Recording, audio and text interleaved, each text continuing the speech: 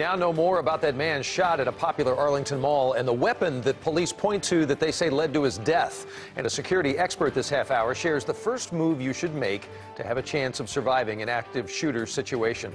Thanks for being with us at 6 tonight. I'm Doug Dunbar. And I'm Gilma Avalos. Kaylee O'Kelly has the night off.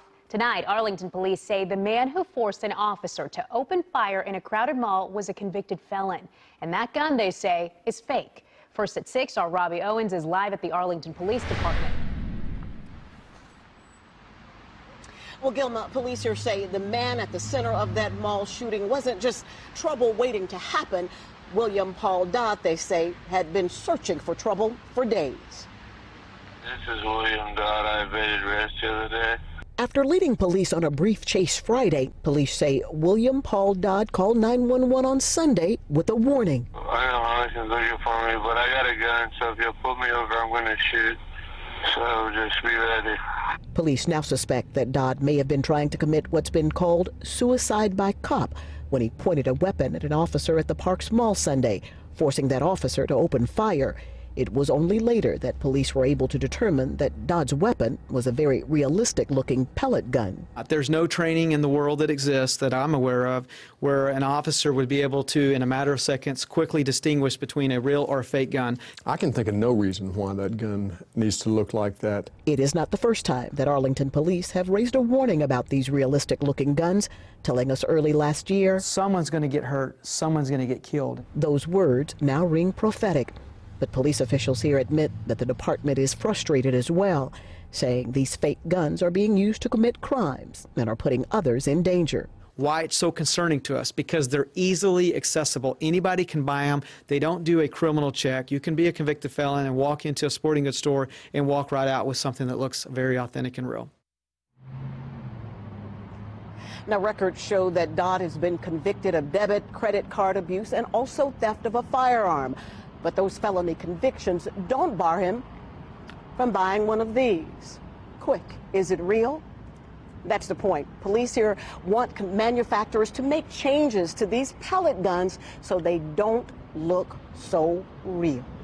Reporting live at Arlington Police Headquarters, Robbie Owens, CBS 11 News. Robbie, thank you very much. Our team coverage will continue now with Marianne Martinez, who did spend the day taking a closer look at the mall's security plan. This always brings up about the what-if question. She is live for us over at the Parks Mall in Arlington. Doug, a security expert who is not involved with security at this particular mall, says that it's a nightmare to secure these places.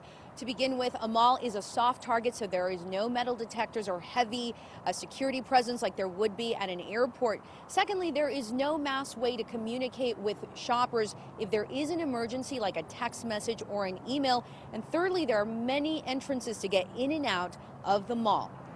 The security company that is in charge of the security at the parks at Arlington Mall says all mall employees recently underwent an active shooter training. Arlington police also have an office in the mall.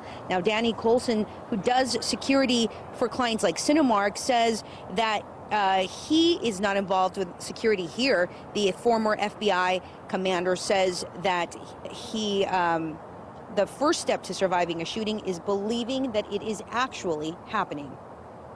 They don't react, and so when they don't react, it puts them at peril. First thing they need to know is believe it's happening, and when it's happening, move. Get out. Don't go on the ground. Don't get down low. Just start moving.